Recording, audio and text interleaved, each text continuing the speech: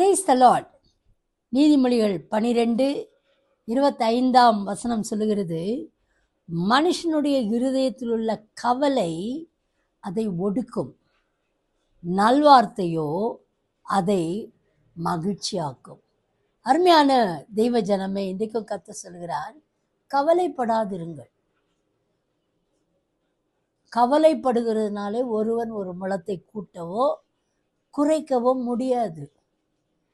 அதனால் நம்ம கவலைப்பட்டு ரொம்ப வியாதியாய் போகிறவர்களும் உண்டு, ஒடுங்கி போகிறவர்கள் உண்டு, கவலையினாலே டிப்ரெஷன்ஸ்க்கு போகிறவங்க உண்டு. ஆனால் இன்றைக்கி ஆண்டவர் சொல்கிறாரு, இந்த கவலை பிசாசு நமக்கு உண்டு பண்ணுகிற ஒரு தந்திரம், கவலைப்பட்டே இவங்க போயிடணுன்ட்டு அப்படின்னு. ஆனால் இன்றைக்கு கர்த்தர் சொல்லுகிறார், அந்த கவலை உன்னை ஒடுக்கிவிடும், ஆனாலும் நல்வார்த்தையோ அதை மகிழ்ச்சியாக்கும்.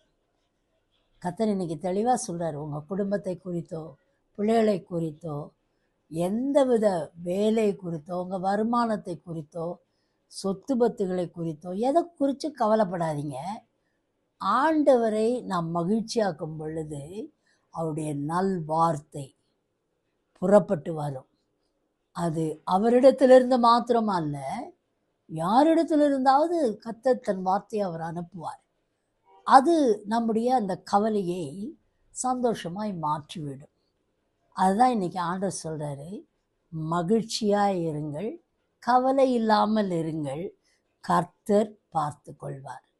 நல்ல முடிவை உங்களுக்கு உண்டு பண்ணும்படிக்காய் கர்த்தர் அவர் செயல்படுவார். This is the prophetic word for you today. Amen.